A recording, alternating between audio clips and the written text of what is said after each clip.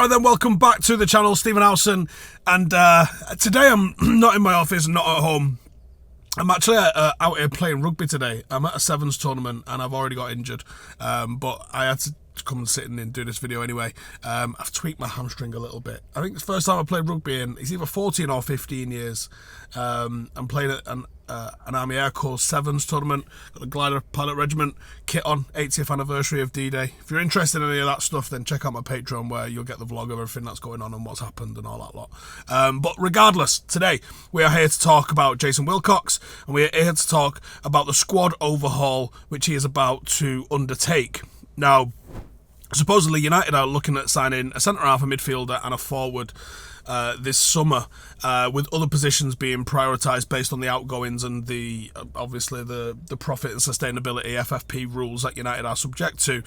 And that leaves opportunities for some serious footballers to join this club, and God knows we need it, actually, don't we?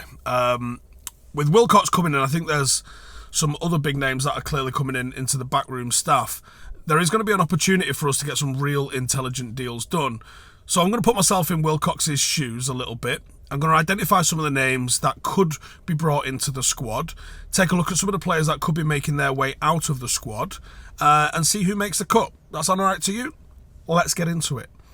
The outs then. I think Casemiro and Eriksen, not necessarily in like any particular order, and I'm not like these two need to go, but I think there'll be two players that are no longer at Manchester United come the start of next season. There's rumours constantly swirling about Casemiro. Christian Eriksen similar as well. Day to day, it looks more and more nailed on that both of those two will leave. For Eriksen, I think the emergence of Mainu has really pushed him to the bench. And for Casemiro, it's pretty clear he's not the player he once was. His substantial wages are a factor that have to be thought of. He's had one phenomenal season and then one horrendous season. I think the time is right to move him on. We're definitely going to get some money for him. I don't think it'll be huge. I don't think it'll be anything like what we paid for him. But if the right sort of Saudi Arabian club comes in, you might get a tickle or two out of him. Jadon Sancho. Regardless of whether Ten Hag stays or not, and like I can go left and right on that every day. I know there's talk coming out that Ineos are planning to have Ten Hag next season. It's not the strongest of sort of, what's the word I'm looking for, endorsements of him, is it? It's a very weak source kind of, well, we are planning next season with him. It's not like, listen, the guy's got a contract, he's going nowhere. It's not strong, is it? It's kind of the wishy-washy sort of nonsense kind of backing that you would hope that they do more of. So whether he does go or he doesn't go, I think Jadon Sancho probably does need to go. Otherwise, it would look like the lunatics have taken over the asylum. It would look like player power has won again. And I think the club have to be strong with this. Listen, he did not perform ever to the level that we've seen him perform in Germany. Therefore, he's an excellent player in Germany. And after what's just happened this week with Dortmund, and especially Dortmund, you know, almost giving United a little bit of slap, as well as bigging up Sancho. Nah. If you want him, 75 mil is the price. Let me feel a fibre of your fabric. Dortmund look like they want to keep him. United don't want him. He's doing good stuff in a yellow shirt. Cool. 75 mil. Who says no? Who logically says no? Marcus Rashford. Now, this won't be wounding for what it represents, but the reports from the likes of Ornstein are claiming that the Rashford exit from Old Trafford is possible. The other noises that are coming out are that it would take a substantial offer and Marcus would need to suggest that he wants to leave. There's some word that he's going and Paris is the destination. Now, that's hardly like a bolt from the blue, is it? So it's a very easy one for people to just make up, for want of a better word, but it's also a very easy one for you to believe. So it's hard to really get a bead on that. The talk locally is that the decisions have been made, whether it's done or not. You know, I guess there's a lot of moving parts in transfers, but the decisions seemingly have been made. If he goes, you're going to have to replace him with someone. I don't think Garnacho's that guy. Certainly not yet, anyway. And there's a very interesting correlation. I might do the video, actually, on the correlation of when Luke Shaw plays to Marcus Rashford's abilities. It's not like anyone else comes in and excels in that position instead of him, is it? Like, the numbers are similar for anybody in there. But if he goes, you can't just replace him with Garnacho. Like, you're going to really need to go to the market and buy a player in that upper echelon. Anthony Martial, he's going. We know. We don't care. Move him on. Time's up. Harry Maguire. Now, obviously, we did a video on Maguire yesterday looking into has he actually played well, and the answer is yes and no. There's things that he's improved on and things that he's done well and things that he hasn't improved on and things that he hasn't done well. What he has done is played regular football, and that will have done his price tag no harm whatsoever. So he's had a pretty decent season by his own standards. His stock is in the high kind of place. The likes of West Ham, Everton, if they lose Branthwaite, we'll be talking about him probably this weekend at some point as well, because I've got a lot to say on Branthwaite, which people probably won't agree with. But I'll be bringing the receipts, so don't you worry. Now, if they was to lose Branthwaite, I think Maguire would be a good replacement for him. West Ham, Moyes, they just scream Maguire to me. So I think there's places he could go. I don't think there's many places. Like, I certainly don't see him going playing in the Bundesliga or anything. But there are places he could go, and he would command probably half what we paid for him sort of price. But I'll take that. Wan-Bissaka. If you're Jason Wilcox and you're looking at this United squad, are you seeing a squad that's fit to a specific style of football? No, you're not. And Wan-Bissaka is one of the players that comes to mind when you're thinking about the style of football that you want to play. Now, I think he's improved a lot since he joined, but also probably under Erik ten Hag. Whether that's down to Erik ten Hag or some of the individual training that we've seen Wan-Bissaka doing, he has got better. He is no longer the absolute catastrophe on the ball that he once was. But he's also not Kimmich, is he? So there's levels to the game. He's improved. Give him some credit for doing that. But as good as he is 1v1, defensive sort of awareness and defending of the back post and other little nuanced shit just isn't quite right with him. There are a lot of options out there. You could probably get a decent fee for him. I'd probably go with that if I got the opportunity. Now, in terms of those coming in, I've probably given a good half dozen options at centre-half. They're not necessarily, any of them, the only answer. And I'm going to give another answer because he's supposedly available real cheap. And it's because there's already a link there with Jason Wilcox. So just because this is a Wilcox sort of orientated video, we'll go with Bella Kotchap, supposedly 18 million. 22-year-old centre-half, was brought in at Southampton after work done by Jason Wilcox last season. He spent some time at PSV, so he ticks a box for Erik ten Hag's recruitment style. And he faced some struggles there that kept him out of the 11.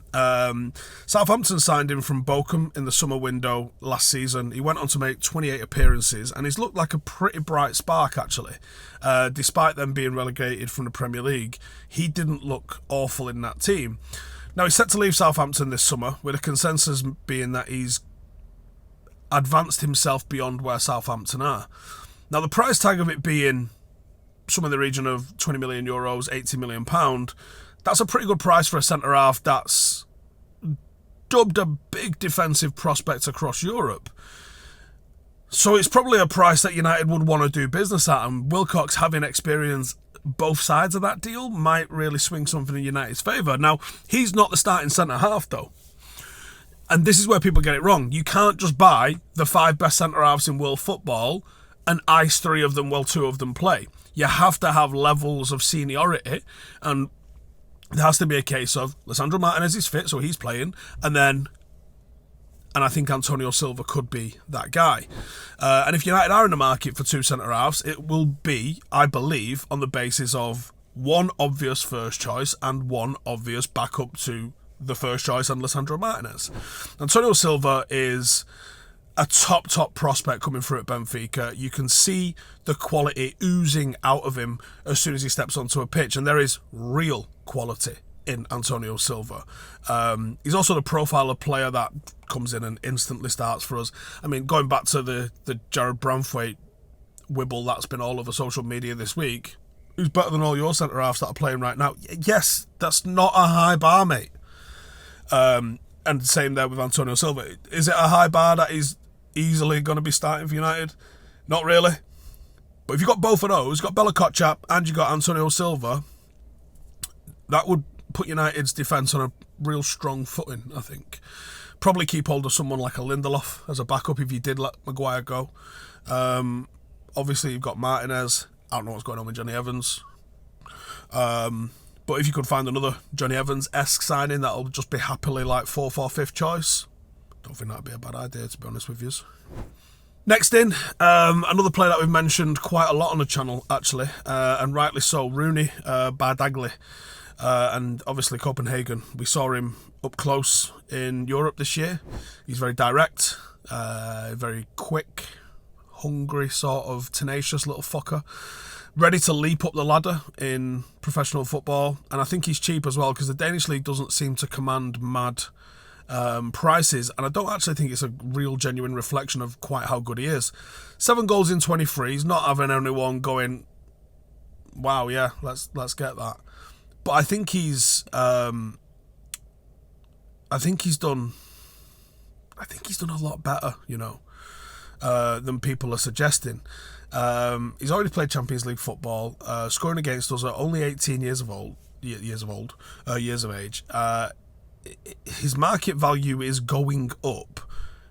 13 million, if that's meant to be the price, is an absolute steal. Again, probably someone that doesn't start week in, week out for United, but as the first option off the bench when you need a tempo rise. I like players like that, and I think you can really do a bit of a madness with that. I mean, we didn't even mention Anthony on the outs, but, you know, I think he delivers a lot more than Anthony does. A lot more direct than Anthony is. Midfield, then. We're going back to Benfica. We're going to try and get a 2-for-1 deal. We're probably going to have our pants pulled down if that's what we're trying. But João Neves has broken onto the world stage at Benfica in a big way. Tried and tested road to stardom. That little introduction of a year or two at Benfica seems to be a great pathway into the upper echelons of European football. And Neves is walking amongst giants that have left Benfica and moved to big clubs. Now, he is quality. And I mean quality with a capital KW. Quality. And he will 100%... We've spoken about him before. Another one that we've spoken about for fucking good reason. He's really good at football. He's the kind of player that you actually break a transfer record for. 52 appearances this season in all competitions. He's put himself into the elite echelons with his passing ability and actually his defensive abilities. Per 90 his stats are like dreamland level. Oh, and by the way, he is 19. He's a joke. You spend a lot of money on him and you got a real good player. Someone that's going to sit alongside Mainu, and you've just sorted out your midfield with those two for 10 years. Don't need to touch that. Don't need to worry about that. That'll be fine. That's what we just did. Next up, we go with someone like a Sesko. Again, there's a ton of strikers. But you want someone that's a little bit of a different kind of profile.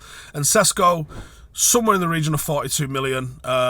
Decent numbers, double figures in his first season in Bundesliga. And he's one of the genuinely most exciting forwards in Europe. 20 years old, Slovakian, 11 Bundesliga goals, couple of assists in 28 games, 27 appearances for the national team. Real good numbers for such a young striker. But what I like about him... he's a weird defensive forward. So when you're looking for something that's a little bit different, like this guy is blocks and clearances and pressing and tackling and even fucking aerials won from a defensive point of view. Like he is work rate in a can, and I think that's a mental shift if you like looking to go in that sort of direction. 40 million is not a lot of money for a striker. That is, you know, it's backup striker territory. It's last 20 minutes to give Højlund a rest. This isn't like replacing Højlund. This is Højlund's not playing today. Sesko's going to have a go.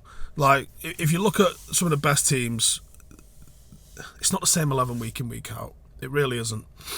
There's something about the rotations. You got to get them done. You need to replace Tony Marshall. You're going to have to spend some decent cheddar to do it. I don't think there's a free agent that's going to really tick the boxes that you need. The release clause is low 40 million, so you might even get him for less than that. Wilcox past of pulling in young players from Germany lead me to think that someone like a Sesko could be on his radar. And finally, sort of, if you did all of those ins and outs, that's a lot of work for one window for a guy that got in the building like last week. Still not got his fucking business cards boxed off yet, I bet.